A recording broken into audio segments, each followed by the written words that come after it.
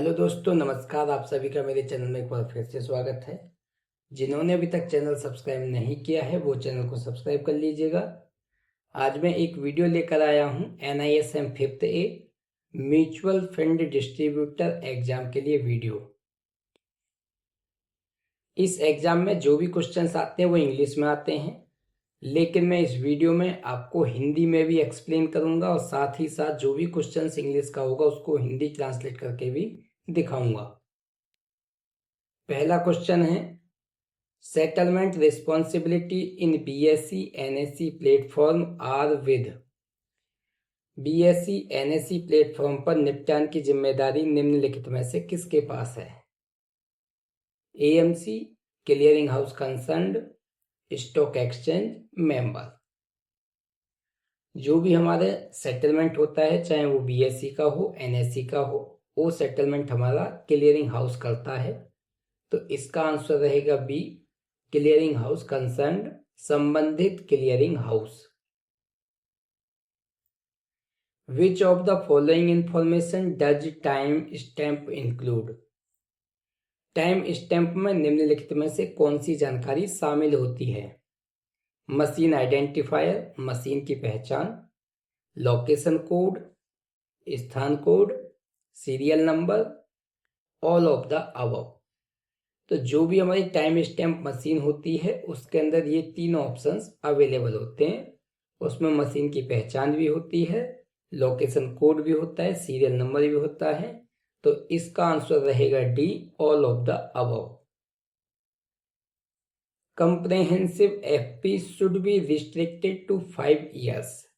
व्यापक FP, जो इसको हिंदी में बोलते हैं, ये FP जो होती है ये PPF के तरह होता है और ये 5 साल तक सीमित किया जाना चाहिए। ट्रू और फॉल्स, सही या गलत? तो इसका आंसर है गलत, फॉल्स, बी। ये 15 साल के लिए लॉक इन पीरियड होता है। 15 साल से पहले आप इसको विड्रॉल नहीं कर सकते।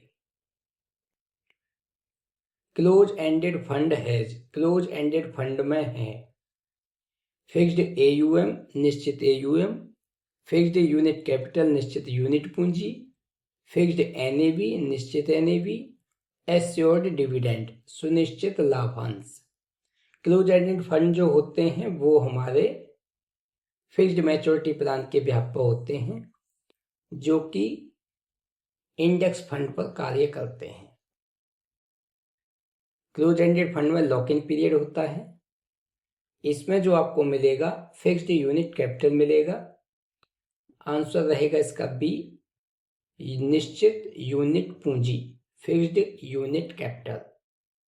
To which of the following PAN does not apply? निम्नलिखित में से किस पर पेन लागू नहीं होता है?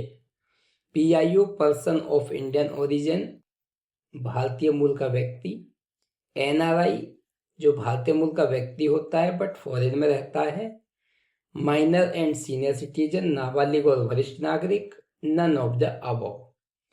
तो आपको जानना चाहिए पैन कार्ड सभी पर लागू होता है, चाहे वो भारतीय मूल का व्यक्ति हो, चाहे वो NRI बन गया हो, या फिर नाबालिग हो या वरिष्ठ नागरिक हो। इसका आंसर रहेगा D, none of the above. इसमें से कोई ऐसा ऑप्शन नहीं है जिस पर पैन लागू नहीं होता हो। Father wants to start his business, this is.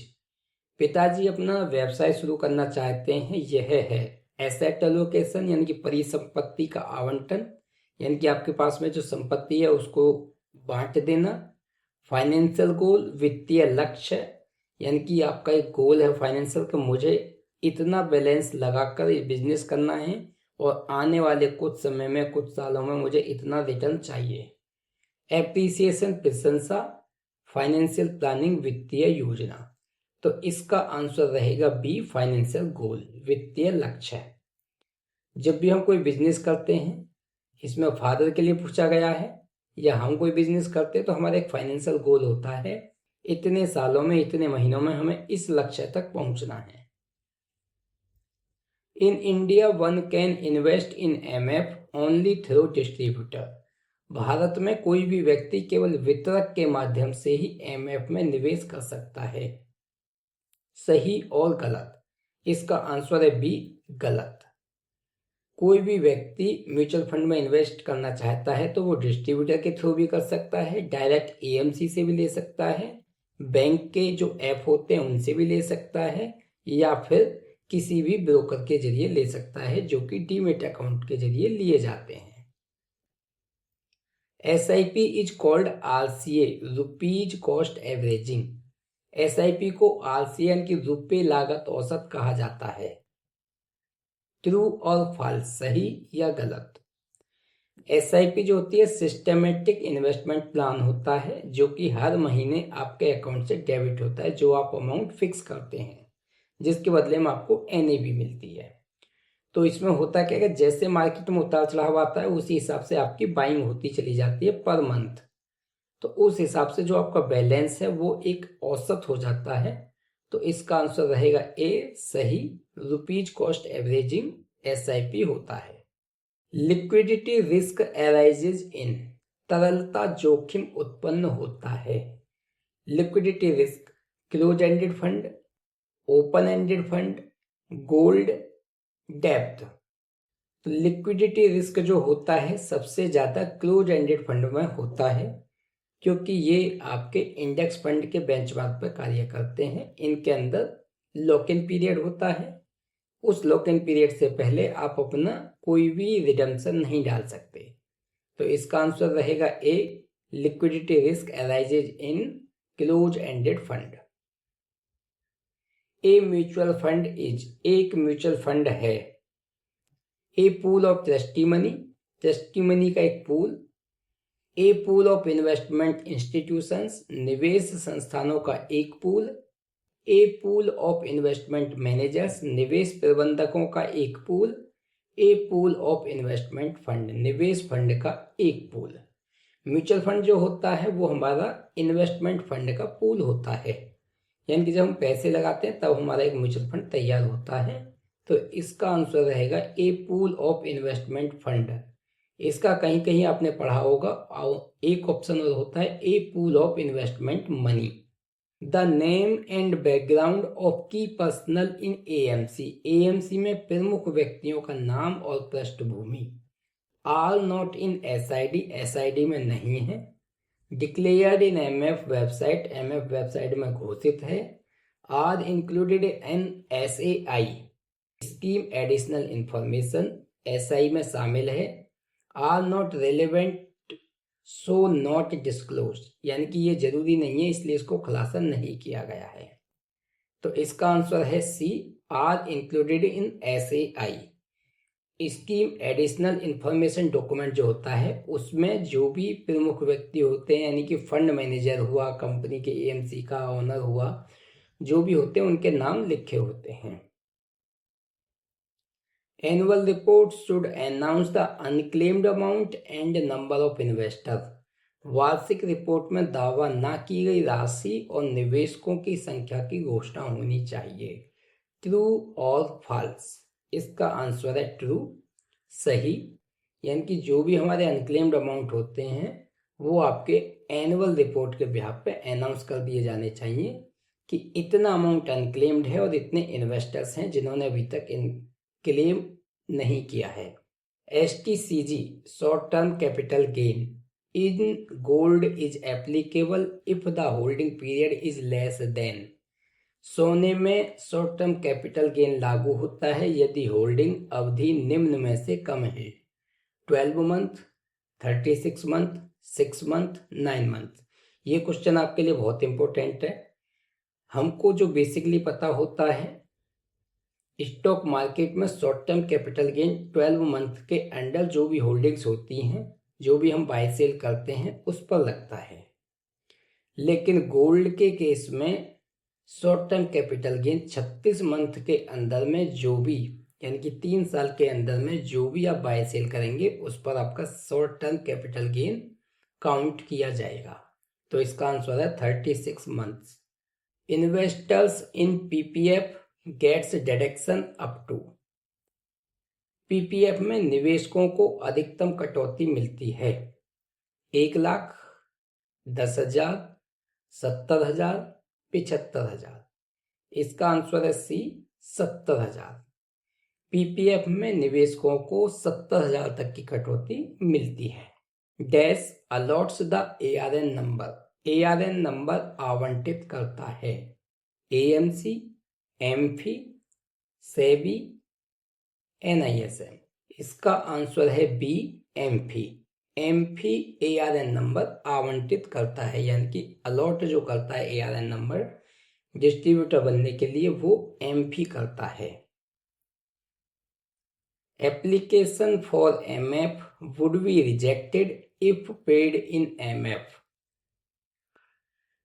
MF के लिए आवेदन अस्वीकार कर दिया जाएगा यदि भुगतान किया गया हो कैश में, चेक से, डीडी या फिर बैंकर्स चेक। तो इसका आंसर रहेगा ए। अगर आपने पेमेंट कैश से किया है तो आपकी जो एप्लीकेशन है वो रिजेक्ट कर दी जाएगी। Cut off time are, cut off समय है agreed between AMC and distributor. AMC और वितरक के बीच में सहमति। डिफरेंट फॉर एवरी आरटीए, प्रत्येक आरटीए के लिए अलग अलग आरटीए होते हैं registrar and transfer agent. Prescribed by SEBI, SEBI द्वारा निर्धारित। Different for AMC to AMC, AMC से एएमसी के लिए अलग अलग। कट ऑफ टाइम सभी के लिए फिक्स होता है, इसको सेबी द्वारा निर्धारित किया जाता है। जैसे कि स्टॉक मार्केट का 9:15 से 3:30 है, ऐसे ही कट ऑफ टाइम फिक्स किया हुआ सेबी के जरिए होता है। तो इसका आंसर रहेगा C, prescribed by SEBI, SEBI द्वारा निर्धारित। Money market in which MF invests are regulated by. Money market in which MF, मुद्रा बाजार जिसमें म्यूचुअल फंड निवेश करते हैं, किसके द्वारा विनियमित किया जाता है, यानी कि किसके द्वारा उसका संचालन किया जाता है, किसके द्वारा उसकी देखरेख होती है। AMFI, SEBI, RBI, stock exchange. इसका आंसर है सी, आरबीआई, क्योंकि ये मनी मार्केट है तो मनी मार्केट को आरबीआई देखता है। अगर ये ओनली एमएफ होता या स्टॉक होता, एफएनओ होता, तो उसको सेबी देखता है। Gilt fund is good alternative to capital appreciation. Gilt fund पूंजी वृद्धि का अच्छा विकल्प है। ट्रू और फॉल्स? इसका आंसर है फॉल्स। पूंजी वृद्धि अगर आपको करनी है, अपना कैपिटल एप्रिसिएशन करना है, तो आप लिक्विड फंड में लगा सकते हो। गिल्ट फंड एक अच्छा विकल्प नहीं है। Which of following is growth asset? निम्नलिखित में से कौन सा वृद्धि परिसंपत्ति है, यानी कि ग्रोथ असेट है? Saving AC, current AC, real estate, government security. Saving AC, current AC ये एक अकाउंट होते हैं, इसमें कोई भी आपके पूंजी वृद्धि का विकल्प नहीं दिया गया है। गवर्नमेंट सिक्योरिटी आप जमा कर देंगे, उसमें आपको कुछ भी रिटर्न नहीं मिलने वाला। तो पूंजी वृद्धि का एक ही विकल्प बचता है, रियल एस्टेट। आप किसी भी लैंड में अपना पैसा निवेश कीजिएगा और उस पर आपका जैसे जैसे मार्केट का रेट बढ़ेगा आपके लैंड का रेट बढ़ता रहेगा, यानी कि आपकी जो भी संपत्ति होगी, जो भी आपने जमीन प्लॉट वगैरह जो भी आप लेंगे उसका रेट बढ़ता रहेगा। Which is prohibited in AMCs code of ethics? AMC की आचार संहिता यानी कि कोड ऑफ एथिक्स में क्या निषिद्ध है? Inter scheme transfer, front running, security transaction through associated broker, संबंधित ब्रोकर के माध्यम से सुरक्षा लेन देन, distributor of MF through AMC, AMC के माध्यम से एमएफ का वितरक। इसका आंसर है B, front running. Front running निषिद्ध है कोड ऑफ एथिक्स जो कि एएमसी का होता है। Loads are applicable to, load निम्न पर लागू होते हैं। Transfer of close ended scheme, close ended scheme का स्थानांतरण यानी कि ट्रांसफर करा देना। रिडम्पशन, मोचन बोलते हैं उसको हिंदी में। परचेज एंड रिडम्पशन, खरीद और मोचन, परचेज खरीद। तो लोड जो हमारा लगता है वो ओनली रिडम्पशन पर लगता है, जिसका आंसर रहेगा बी, रिडम्पशन मोचन। वो भी आपका 1 साल से पहले लगता है। स्कीम टू स्कीम वेरी करता है, किसी पे 1%, किसी पे 0.5%, किसी पे 1.5%। 1 साल के बाद में लोड आपका एप्लीकेबल नहीं होता। Bank on receipt of money from abroad issue, विदेश से धन प्राप्त होने पर बैंक जारी करता है। आपके अकाउंट में विदेश से पैसा आया है, तो बैंक क्या जारी करता है? आईईसी इंपोर्ट एक्सपोर्ट कोड, आयात निर्यात code, FIRC foreign inward remittance certificate, विदेशी आवक प्रेषण प्रमाण पत्र, min money inward remittance plus folio, यानी कि धन आवक प्रेषण plus folio, none of the above, उपरोक्त में से कोई नहीं। तो इसका आंसर है B, FIRC foreign inward remittance certificate. जब आपके अकाउंट में कोई विदेश से धन प्राप्त होता है तो बैंक आपको एफआईआरसी देता है। Mutual fund investor can't pledge units. Mutual fund investor अपनी यूनिट्स को गिरवी नहीं रख सकता। ट्रू और फॉल्स? इसका आंसर है फॉल्स। म्यूचुअल फंड इन्वेस्टर अपनी यूनिट्स को प्लेज करके उनकी गिरवी रख के मार्जिन ले सकता है। तो इसका आंसर रहेगा बी, फॉल्स, नहीं रख सकता है। ये इसमें पूछा गया है। इसका आंसर अपोजिट है, रख सकता है। तो इसका क्वेश्चन जो पूछा गया नहीं रख सकता है, इसका आंसर रहेगा B, false. Standard risk factors are, मानक जोखिम कारक है। नॉट मार्केट रिस्क, बाजार जोखिम नहीं है। स्पेसिफिक टू स्कीम, योजना के लिए विशिष्ट है। नॉट रिलेवेंट टू इन्वेस्टर, निवेशक के लिए प्रासंगिक नहीं है। कॉमन टू ऑल स्कीम, सभी योजनाओं के लिए सामान्य है। तो स्टैंडर्ड रिस्क जो होता है सभी योजनाओं के लिए, चाहे किसी भी फंड में हो, किसी भी स्कीम में आप पैसा लगा रहे हो, स्टैंडर्ड रिस्क सभी के लिए सेम रहता है। तो इसका आंसर है D, common to all scheme. Unit holders are entitled to, unit धारकों को ये अधिकार है। Receive information that can affect their investment, ऐसी जानकारी प्राप्त करना जो उनके निवेश को प्रभावित कर सकती है। Protection of capital even if market goes down, बाजार में गिरावट होने पर भी पूंजी की सुरक्षा। स्यू द एमएफ और ट्रस्ट, म्यूचुअल फंड या ट्रस्ट पर मुकदमा करना। Assured return even there is no guarantee, कोई गारंटी ना होने पर भी सुनिश्चित रिटर्न। तो यूनिट होल्डर्स को जो अधिकार है वो आंसर रहेगा A, receive information that can effect their investment, ऐसी जानकारी प्राप्त करना जो उनके निवेश को प्रभावित कर सकती है। यूनिट होल्डर अपने ब्रोकर से, अपने इन्वेस्टमेंट एडवाइजर से ऐसी जानकारी ले सकता है जो उसके निवेश को प्रभावित कर सकती है, जो इफेक्ट डाल सकती है लॉस की तरफ या ज़्यादा पॉजिटिव की तरफ, प्रॉफिट की तरफ। वो सारी जानकारी प्राप्त करने का उसको अधिकार है। Appropriate benchmark to large cap, large cap के लिए उपयुक्त benchmark. BSE small cap index, Sensex, BSE 500, BSE mid cap index. Large cap के लिए जो उपयुक्त बेंचमार्क है वो सेंसेक्स होता है। इसका आंसर रहेगा B. If market crashes after bull run, which fund is more safer, यदि तेजी के बाद बाजार गिर जाता है तो कौन सा फंड अधिक सुरक्षित है? ग्रोथ फंड, इसमें तो रिस्क होता है। Value fund, sector fund, theme fund. Sector fund किसी एक सेक्टर को या दो सेक्टर को उठा के बनाया जाता है। थीम फंड एक थेमेटिक फंड होता है जिसके ब्याह पर फंड मैनेजर एक नया आविष्कार करना चाहता है। वैल्यू फंड एक आपका सुरक्षित फंड रहता है, चाहे मार्केट पहले उठा हुआ हो और बाद में गिर गया हो। तो इसका आंसर रहेगा B, value fund. Insurance in case of MF is, mutual fund के मामले में बीमा है। अप टू 1 लाख पर स्कीम, प्रति योजना 1 लाख तक। 1 लाख पर फंड, प्रति fund 1 lakh. More than 1 lakh, 1 lakh से अधिक। नन ऑफ अबव, उपर्युक्त में से कोई नहीं। तो म्यूचुअल फंड के केस में बीमा नहीं होता। इसका आंसर रहेगा D, none of above.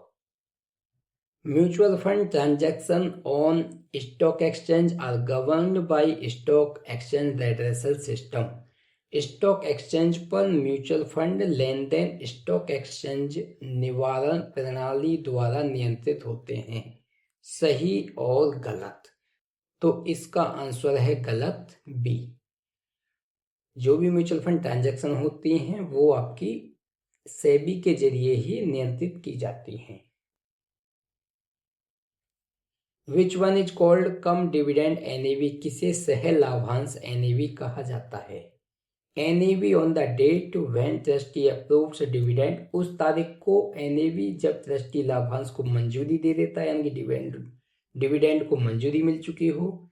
NAV on the date when notice is issued to meet the trustee to finalise the dividend, उस तारीख का एनएवी जब लाभांश को अंतिम रूप देने के लिए ट्रस्टियों से मिलने के लिए नोटिस जारी किया जाता है। NAV after the date of dividend, लाभांश की तारीख के बाद का NAV, none of the above, उपर्युक्त में से कोई नहीं। सह लाभांश एनएवी, कम डिविडेंड एनएवी, यानी कि डिविडेंड के साथ में जो एनएवी है वो आपकी तब काउंट की जाती है, उस तारीख की एनएवी काउंट होती है जब ट्रस्टी ने डिविडेंड को मंजूरी दे दिया हो। तो इसका आंसर रहेगा A, NAV on the date when trustee approves dividend. If gold price appreciate, investors should invest in, यदि सोने की कीमत बढ़ती है तो निवेशकों को इसमें निवेश करना चाहिए। Gold sector fund, gold ETF, index fund, gilt edge security. तो जब सोने की कीमत बढ़ती है तो निवेशकों को गोल्ड ईटीएफ में इन्वेस्टमेंट करना चाहिए। तो इसका आंसर रहेगा B, gold ETF. When scheme is first launched, AUM of scheme would be nil, जब योजना पहली बार शुरू की गई थी तो योजना का AM शून्य होगा। सही और गलत, जब कोई भी स्कीम हम लॉन्च करते हैं तो हमारे पास में केवल स्कीम का नाम होता है, फंड मैनेजर होता है, बट उसका कोई भी अमाउंट हमारे पास में नहीं होता, केवल हमने स्कीम लॉन्च की है, तो उसका तब तक AUM शून्य ही रहेगा। तो इसका आंसर रहेगा ए, सही, true. Encroachment risk is higher for, अतिक्रमण का जोखिम अधिक है। लैंड, भूमि, बिल्डिंग, भवन, गोल्ड, सोना, आर्ट, कला। तो अतिक्रमण का जो जोखिम होता है वो लैंड में होता है, भूमि पर होता है, जिसमें आजकल आपने सुना होगा अतिक्रमण बहुत चलता है, तो लैंड पे ही होता है, उसका रिस्क ज्यादातर लैंड पे ही रहता है। तो इसका आंसर है ए, लैंड, भूमि। Unaudited report had to be published in newspaper every, अलेखा परीक्षित रिपोर्ट को यानी कि अनऑडिटेड रिपोर्ट को प्रत्येक समाचार पत्र में प्रकाशित किया जाना चाहिए। 3 मंथ 3 महीने, 6 मंथ 6 महीने, 12 मंथ 12 महीने, 3 फाइनेंशियल ईयर 3 वित्तीय वर्ष। तो इसका आंसर है B, 6 month. Every 6 month unaudited report को न्यूज़पेपर में पब्लिश किया जाना चाहिए। टैक्स डिफरल इज एडवांटेज, कर अंतर लाभ है। ग्रोथ वृद्धि, डिविडेंड पे आउट लाभांश भुगतान, डिविडेंड री इन्वेस्टमेंट लाभांश पुनर्निवेश, कैपिटल गेन पूंजीगत लाभ। तो इसका आंसर है ए, ग्रोथ। कर अंतर लाभ ग्रोथ होता है यानी कि वृद्धि होती है। The expense ratio affected by, व्यय अनुपात इससे प्रभावित होता है। फंड साइज, फंड का आकार, एवरेज अकाउंट साइज, औसत खाता आकार, पोर्टफोलियो कंपोजिशन, पोर्टफोलियो संरचना, स्टॉक मार्केट कंडीशन, शेयर बाजार की स्थिति। तो एक्सपेंस रेशियो जो इफेक्टेड होता है वो फंड साइज से होता है। तो इसका आंसर है ए, फंड का आकार व्यय अनुपात प्रभावित करता है। In a mutual fund investor subscription are accounted for as, mutual fund में निवेशक सदस्यता का लेखा जोखा इस प्रकार किया जाता है। लायबिलिटीज देयताएं, यूनिट कैपिटल इकाई पूंजी, डिपॉजिट्स जमा, none of the above. Mutual fund में निवेशक सदस्यता का लेखा जोखा इकाई पूंजी यानी कि यूनिट कैपिटल के आधार पर किया जाता है। A disclosure should be made in the offer document if an AMC has invested more than the following percentage of its net asset in group companies. यदि किसी AMC ने समूह कंपनियों में अपनी शुद्ध परिसंपत्ति यानी कि अपना इन्वेस्टमेंट किया है, निम्नलिखित प्रतिशत से अधिक का निवेश किया है, तो प्रस्ताव दस्तावेज में इसका खुलासा किया जाना चाहिए। किसी AMC में किसी समूह कंपनी ने, ग्रुप कंपनी ने अपनी संपत्ति का निवेश किया है तो कितने प्रतिशत तक वो अपना खुलासा कर सकता है। तो इसका आंसर है 0.25B। 0.25% तक कोई भी ग्रुप कंपनी किसी एएमसी में अगर निवेश करती है तो वो डिस्क्लोज कर सकती है अपने अमाउंट को, अपने इन्वेस्टमेंट मनी को 0.25% तक। Open ended fund can invest in unlisted securities up to. Open ended fund गैर सूचीबद्ध प्रतिभूतियों में अधिकतम निवेश कर सकता है। ओपन एंडेड फंड जो होते हैं ये आपके कोई लॉक इन पीरियड नहीं होता, कभी भी आप इसमें एंट्री कर सकते हैं, कभी भी बाय कर सकते हैं, कभी भी एग्जिट कर सकते हैं, यानी कि रिडीम कर सकते हैं। तो इसमें अधिकतम निवेश जो होता है गैर सूचीबद्ध यानी कि जो अनलिस्टेड सिक्योरिटीज होती हैं ओपन एंडेड फंड, उनमें 10% तक का अपना निवेश कर सकता है ज़्यादा से ज़्यादा। तो इसका आंसर रहेगा ए 10। Fund of fund scheme invest in. Fund of fund scheme में निवेश किया जाता है mutual fund scheme, international fund, index fund, guilt fund. तो इसका आंसर है ए mutual fund scheme. Mutual fund scheme जो होती है फंड ऑफ फंड स्कीम होती है जिसमें निवेश किया जाता है।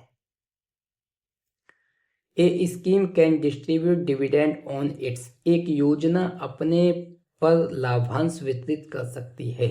रियलाइज्ड प्रॉफिट, प्राप्त लाभ जो उसको मिल चुका है। प्रॉफिट आफ्टर टैक्स, कर के बाद में जो लाभ बचेगा, टैक्स देने के बाद में जो लाभ बचेगा। Realised and non realised profit यानी कि जो प्राप्त कर चुका है और जो प्राप्त होना बाकी है, दोनों profit. None of the above उपर्युक्त में से कोई नहीं। तो इसका आंसर है रियलाइज्ड प्रॉफिट। कोई भी कंपनी, जब कोई भी कंपनी हो या कोई भी स्कीम हो, उसमें जब डिस्ट्रीब्यूट किया जाता है डिविडेंड, तो वो रियलाइज्ड प्रॉफिट यानी कि जो प्राप्त लाभ उनको हो चुका है उस पर डिविडेंड इशू किया जाता है। A newly married couple should invest into. एक नवविवाहित जोड़े को निवेश करना चाहिए डेब्ट फंड में, बैलेंस फंड में, इक्विटी फंड में या फिर लिक्विड फंड में। कोई न्यूली मैरिड कपल है तो उसको इक्विटी फंड में निवेश करना चाहिए क्योंकि इक्विटी फंड में ग्रोथ ज़्यादा मिलेगी और रिटर्न भी ज़्यादा मिलने की संभावना रहती है। तो इसका आंसर रहेगा सी इक्विटी फंड।